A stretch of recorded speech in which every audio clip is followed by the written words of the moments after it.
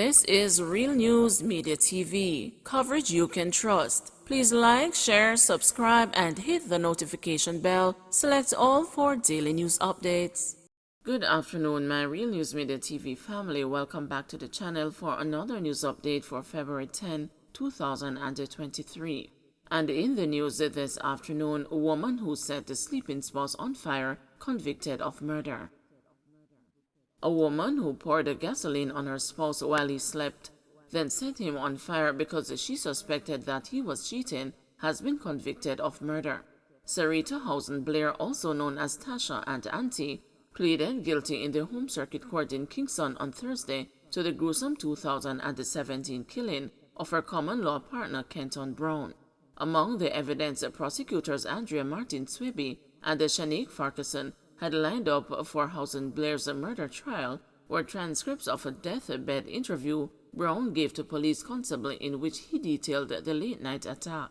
"My uncle wake up to find myself in a fire with the woman stand over me," he recounted to the constable hours after the May 23, 2017 attack inside the couple's St. Andrew home. The transcripts were cited in a statement released by the Office of the Director of Public Prosecutions following the conviction. The interview was cut short after Brown, father of two children, aged 7 and 10 years old at the time, began shaking violently, the constable recounted. "Officer, take care of me two picnic because them no have nobody," said the cop, recounting Brown's last words to him. Brown succumbed to his injuries 4 days later. A resident at the premises told investigators that he saw Brown coming from his room engulfed in flames from his head to his feet. The witness indicated that he heard the deceased say, "Auntie, you light me a fire," according to the statement from the ODPP referring to Housen Blair. He observed when the deceased ran out of the yard and onto Esprit Avenue towards Walton Park Road, and the accused, who he knew as Auntie, standing on the veranda. Brown's cause of death was listed as a complication of flame burns, according to a post-mortem examination. It revealed too that Brown had a partial and full thickness burns involving 55% of the total body surface area. Housen Blair is scheduled to be sentenced on April 21. According to the evidence, Brown and Housen Blair had a tumultuous 4-year relationship marked by frequent arguments. On the morning of the incident, Brown drove his spouse, children, and a female friend to Faithspen District in St. Anne to clean his mother's grave. The female friend, who is also the children's caregiver, sat in the front of the car. "Everything was fine until they returned home," Brown said in his deathbed interview. He said Housen Blair inquired if he was involved in a relationship with his children's caregiver. "We just smile and say no. Me and the woman a family friend from long time. Then me tell her say me have work in the morning and turn me back and go sleep," he said. According to the evidence, Housen Blair made a tearful confession after she was informed of Brown's death and cautioned by police investigators, but gave a different account of the moments leading up to the attack. Before that, she denied setting Brown on fire. But in her confession, Housen Blair said Brown always treat me bad, and claimed that he pushed her off their bed and told her to come out of his house after an argument over his decision to take the children's caregiver on the St. Anne trip. "We go sit down on the sofa and I say, me and you there for 4 years, and I see how you treat me. We go put the pin in them in the room and go buy gas at the gas station and throw it upon him and light it," Housen Blair said under caution. "Me never did a thing, me never did plan it." However, investigators said Housen Blair declined to give her account in a caution statement after arguments were made for her to do so in the presence of an attorney. Be on the lookout for migrant criminals, Clarendon top cop tells the residents. Head of the Clarendon Police Superintendent Carlos Russell is urging residents to be on the lookout for migrant criminals. Russell, speaking at yesterday's monthly meeting of the Clarendon Municipal Corporation, made the call against the Wednesday's killing of Nestor Bigger Crime Morrison, one of Jamaica's most wanted criminals, by the security forces in Longville Park in the parish. It is reported that Morrison, who was wanted for a double murder, shooting, and arson, had been occupying a rented property in the community. Russell said this highlighted the need for residents to keep an eye out for criminals who may want to move into their communities. I know a lot of these people work in adjoining parishes, so sometimes the people leave out at 5 a.m. and they are not back until sometimes at 9 in the night, so some of them may not know what is happening in their communities. But we are asking that we unite as a community. Our community groups, our citizens associations, our neighborhood watches, we have to make them stronger and we have to look out for each other. We can't allow criminals to come in our space and turn our communities upside down, said Russell.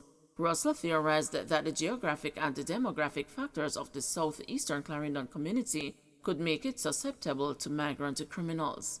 Longville Park is a big community. Over 30,000 people live here, and most of the persons who live there work outside of the parish.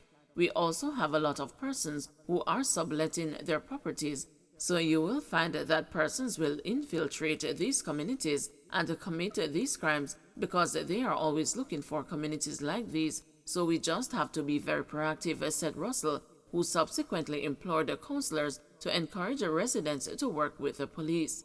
Russell's call for residents to be on the lookout for criminals was supported by Hayes Division Councillor Cian Barneswell, who likened the Longville Park community to a dormitory, stating people move in and move out.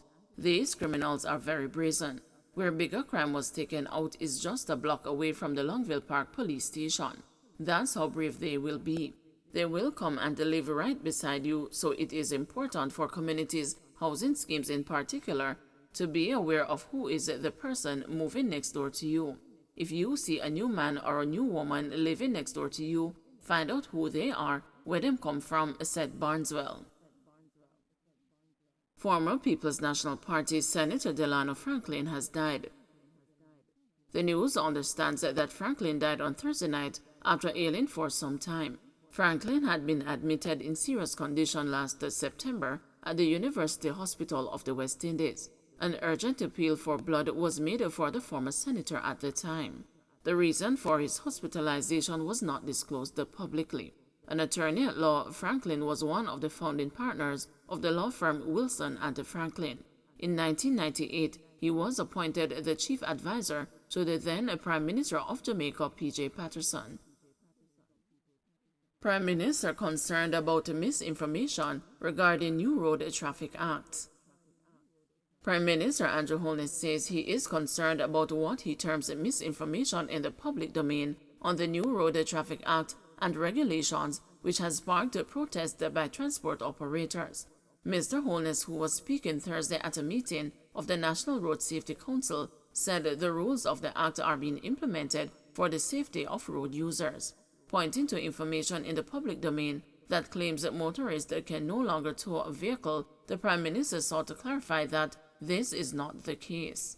The law, he said, specifically prohibits towing vehicles on a highway because of the high speeds traveled on that thoroughfare and the fact that this could create a great harm for other motorists. Mr. Holness argued that the deliberate misinformation by some people regarding the provisions of the new act is meant to take advantage of the upset and uncertainty that exist and create a situation where the public is upset with their government. He reiterated that the government will be launching a major public education campaign on the new legislation. The campaign will be managed by the National Road Safety Council. Mr. Holness did not announce any more changes to the legislation arising from Thursday's meeting. The government on Tuesday announced that it had scrapped the child restraint system requirement for public passenger vehicles. Transport operators and motorists have been clamoring for more changes, including a reduction in the fines for offenses. But according to the Prime Minister, motorists and the transport operators must respect the law. He also defended the higher fines in the new act, arguing that they are aimed at curbing bad behavior and not buffering the government's coffers. It is important that the general public understands why it is that we are putting in some of the rules. So, for example, we would have seen information in our public domain saying that the public can no longer tow a vehicle. Yes, that has been put out in the public domain. That is not the case. The law is specific to towing on the highways. And why is it that we have to make this provision? I would think it would be quite obvious and reasonable that on the highways, the motorways, where traffic speed is high and people are not expecting the towing of vehicle, which could create great harm for people driving, that this would be reasonable and acceptable. But in the current context of misinformation, deliberate misinformation, to take advantage of the upset and uncertainty that exists when we start to enforce, for whatever reason, to create mayhem in the minds of, and to just, create a situation where the public is upset with their government. Don't forget to like, share, subscribe, and hit the notification bell. Select all for daily news updates.